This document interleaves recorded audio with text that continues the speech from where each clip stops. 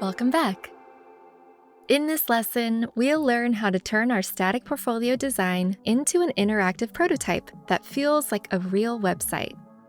Along the way, we'll preview our prototype to test its interactions. Let's get started.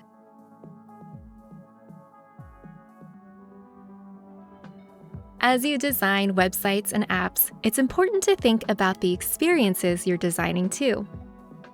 Prototyping brings static screens to life and puts yourself in the shoes of the end user. Prototyping can happen at any point in the design process. Make them early to test ideas and get feedback, or wait until your designs are more polished to add animations and interactions that feel like the real thing.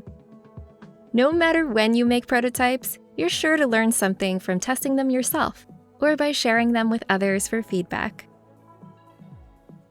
Figma Design has many prototyping features and multiple ways to present and test them, including the Figma mobile app, where you can interact with prototypes directly on your devices. We won't be covering every prototyping feature, but you'll learn plenty to get started. Before we start making our own prototype, let's go through some helpful terminology first.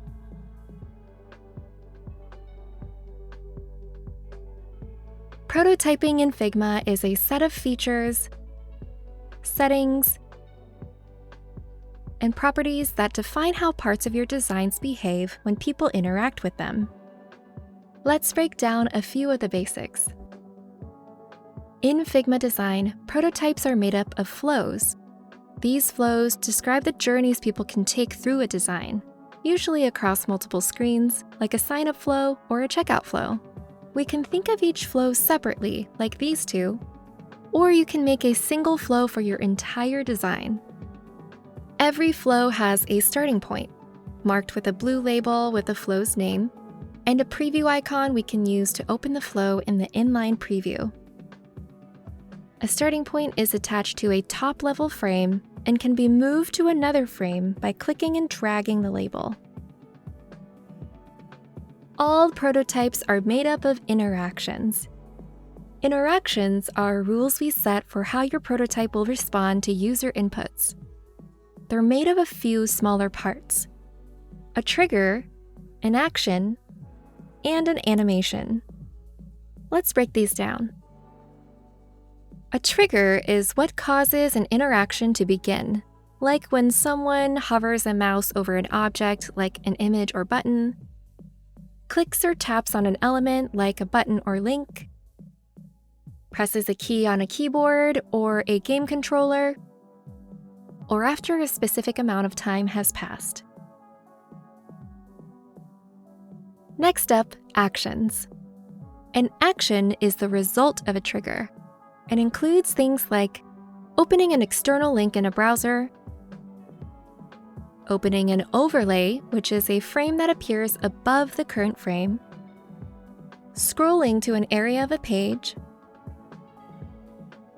showing or hiding elements of your designs, changing a component to a new state,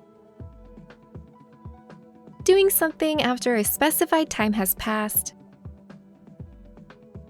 or perhaps most commonly, navigating from one frame or screen to another one. We call this type of navigation a connection, which we'll talk more about in a minute. The third part is animation, which defines how different properties or objects animate over time. This could include how a page or menu pushes in from one direction or leaves by moving another direction, opacity changes while hovering, or how a page scrolls from the bottom of a page to the top over time. Let's talk more about connections. Connections are used to string together frames and assets into a logical navigation flow for your prototype. We can identify connections by the blue arrows on the canvas, which we sometimes call noodles. Once you create the first connection between two objects, you also set the start of a flow. Connections are made up of a beginning and an end.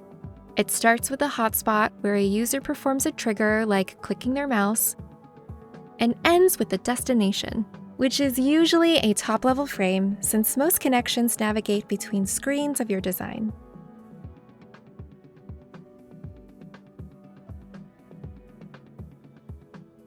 Before we add a connection, let's take a peek at our portfolio design to plan out what we want each interaction to feel like. Which elements would we expect to be able to interact with, and what would it do? If a user clicks the button in a project card, where should they be taken to? Let's start building our prototype here. First, click Prototype in the right sidebar to access the prototyping features and properties. Now when we select and hover over the button, a new option appears, a blue circle on its edge. If we hover over the blue circle, it changes to a plus icon we can use to add a new connection. Click and drag from there to make a connection to the case study page frame. Once the noodle snaps to the frame, you can let go. Congratulations! You just made your first prototype connection. Figma also added a small blue label to our home page frame and named it Flow 1. The label shows the top-level frame where our prototype flow starts. An interaction menu also appeared. This is where we can make adjustments to the connection's properties, like its trigger or animation, without going to the right sidebar. Figma already set some of these properties. The trigger is set to on-click, the action to navigate to, and the destination to the case study page. This means that when a user clicks on the Project Cards button, they'll be taken to the case study page. Perfect! If you no longer need a connection, you can select it and press Delete to remove it, or click and drag the connection to an empty space on the canvas and release it. You can also add interactions from the right sidebar. Let's use that to connect the contact button to the navigation bar. Select the button and click the plus in the interaction section and leave the trigger set to on-click. This time, we'll set the action to Open Link, which opens a web browser to a URL. You can enter any URL, like this link to Figma's Help Center, or use the prefix mail to with a colon, then an email address. This will open the user's mail app with that address pre-filled in the To field. This level of detail can add realism when testing your prototypes with others. This contact button actually exists on both of our pages, and we want both instances of the button to have the same behavior. To save time, let's select the connection we just created and copy it. Go to the Components page, select the button in the navigation component, and paste to apply the same connection. With the interaction added to the main component, we won't need to remember to add it again, even if new pages are added to our portfolio. Now that we've made some connections, let's preview them to see them in action. To play a flow, open the Prototyping tab and click the preview icon next to the flow starting point. You can also find all flows on the page in the right sidebar when you have nothing selected. For each flow, you can click the target icon to locate its starting frame, copy link to share the flow somewhere else, and preview to open the flow. Let's click that icon. Figma will open the prototype in a floating window called the Inline Preview. The window view is useful to check your prototype as you work. If you make a change to your design on the canvas, Figma will update the preview automatically. At the top of the window, you can use the arrows to navigate linearly through the frames that make up your prototype. You can also restart the prototype to the starting frame in the flow from here, or by pressing R on your keyboard. If you'd like to see your prototype at 100% of the resolution that you designed, you can resize the window to 100%. And if you'd prefer to see the prototype full screen, open it in Presentation View in the New tab. Presentation View is a more immersive experience as it uses your own device screen or monitor to display the prototype, just like a real site. You can also access Presentation View by clicking Present in the right sidebar. If you want to view it on a device frame like a phone or tablet instead, choose a device frame from the right sidebar while you have nothing selected. And if you ever want to change how your prototype fills the screen, try the Z key to cycle through different viewing options. Fill screen is handy when you're designing for a resolution that isn't the same as the device you're using. Let's click Present to view and test our prototype. In the prototype viewer, we can scroll using our trackpad or mouse wheel if the page is longer than the window, and scroll to our project cards. Clicking the button in the first card takes us to the case study page, just like we set up. From this page, click the Contact button in the header to open the Mail To link. Our prototype connections are working just like we set them up. Perfect! But I didn't really like how the nav at the top scrolled with the page instead of staying on the screen.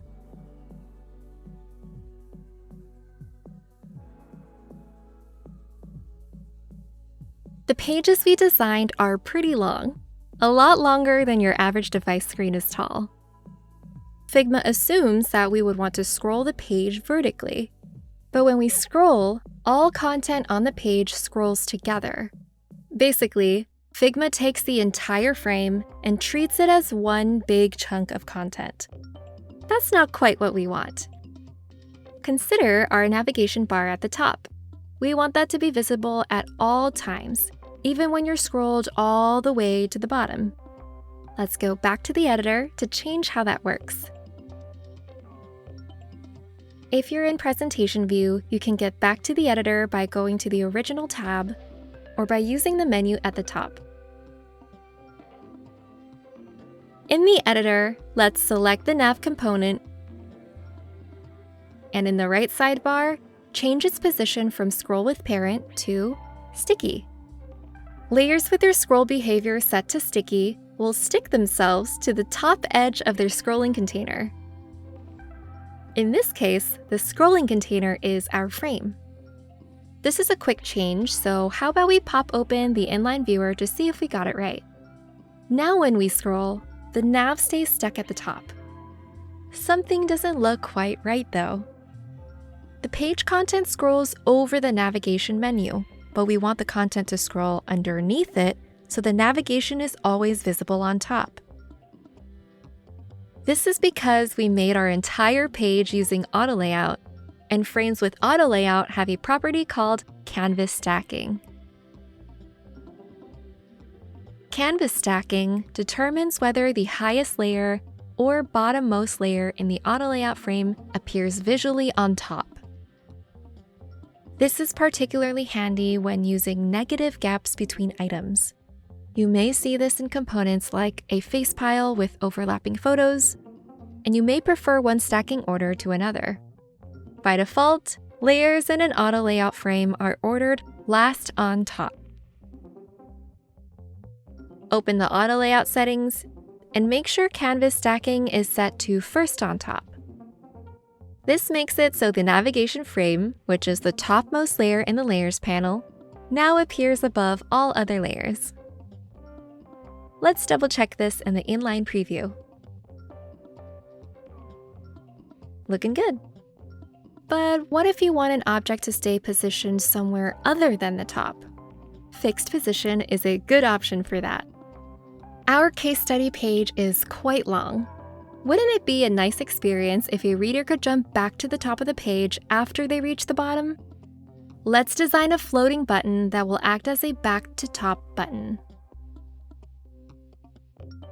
We could create an instance of the button component we made in an earlier lesson, but then our new button will have the same visual weight as the other buttons on this page. We want to encourage people to contact us more than we want them to use the scroll to top button. Instead, we should make some minor adjustments to make it feel like a secondary action. Let's use our button main component as a starting point so we don't need to start from scratch. First, select the instance of the button and click Go to Main Component to find it on our Components page. Duplicate the main component in the Buttons section to create an instance, then detach it. Remember, detaching an instance permanently breaks the connection to the main component, but we're just using it as a base for a new component, kind of like a template, so we won't need it to be connected to the original anymore. Since we want this button to have a lighter visual weight, use the Swap Fill and Stroke shortcut to remove the black fill and add a stroke instead. Then, change the text fill color to black to match the outline, and add a solid fill to the button frame, like this color, which matches the site background. Next, update the label for the button to something short and descriptive, like back to top. You could also try other variations, or type 2 carets in a space, which Figma will convert to an up arrow symbol, if you want a more minimal approach. Then let's turn it into a new component named button/secondary to distinguish it from our other primary button. While we're here, let's call that one button/primary. Let's go back to our portfolio design and add an instance of this new button to the case study page.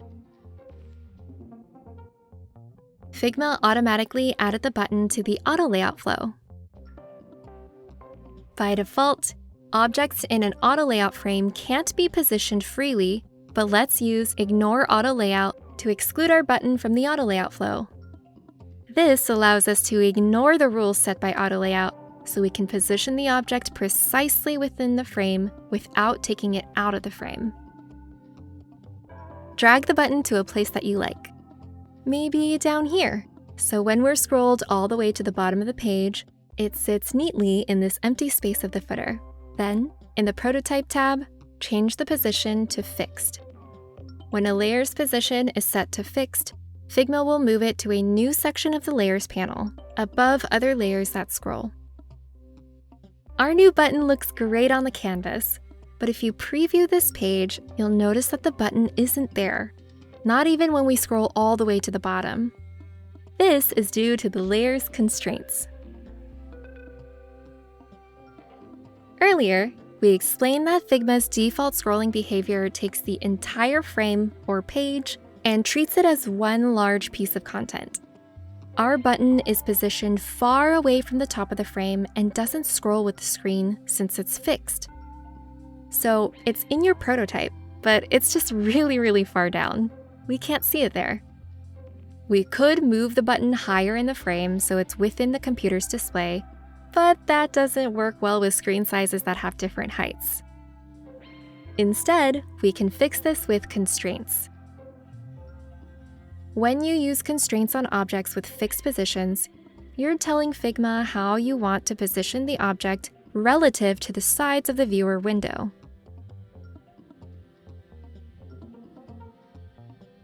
We've positioned our button near the bottom and right edges of our frame. So let's change the button's constraints to bottom and right. Figma will display the button in a fixed position with offsets relative to those edges. Back in the inline viewer, we can see the button appears in the bottom right corner and stays fixed as we scroll the page, or if we resize the window. Now it's time to add our scroll to interaction.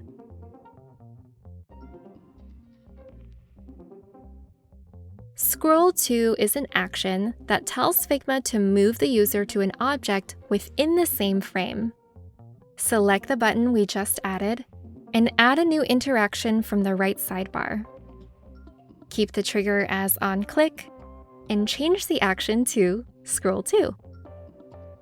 Since we want this button to take a user all the way to the top, we'll choose Navigation from the menu as the destination, or where Figma should scroll to.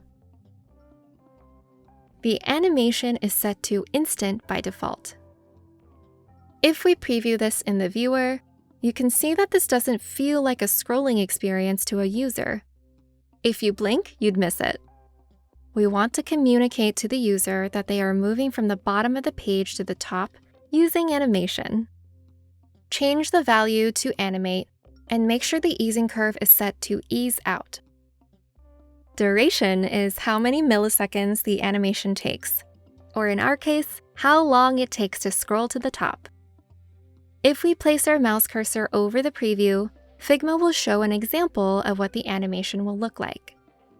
Let's set the duration to 400 milliseconds.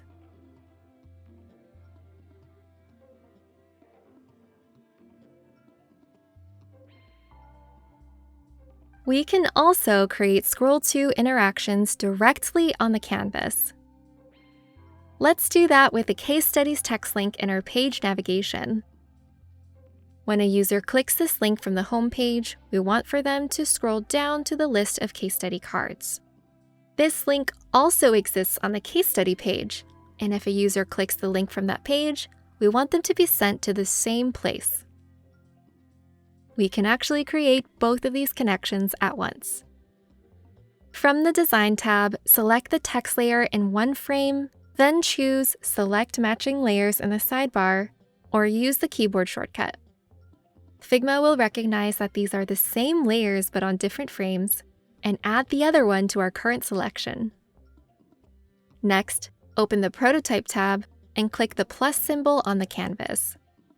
Click and drag a connection from one of the links to the section title frame on the home page. Figma will create both connections at once. Since we still have both of the connections selected, some of the values will show a mixed state.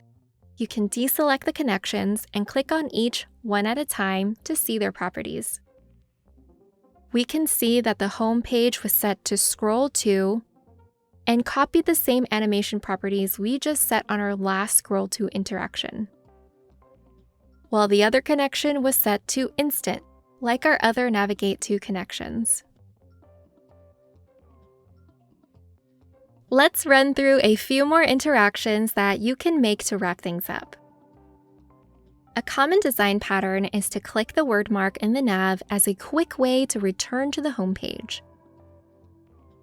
We could also give users another way to get to your case studies besides the button, like if they click on the card's image. You may see this on e-commerce websites where clicking the product image will take you to a page with the product's details. We may also want to add interactions to the email address and word mark in the footer, but that's up to you. If you have more projects that you've worked on, try writing up more case study pages for those projects, and then hook them up to the prototype from the other case study cards.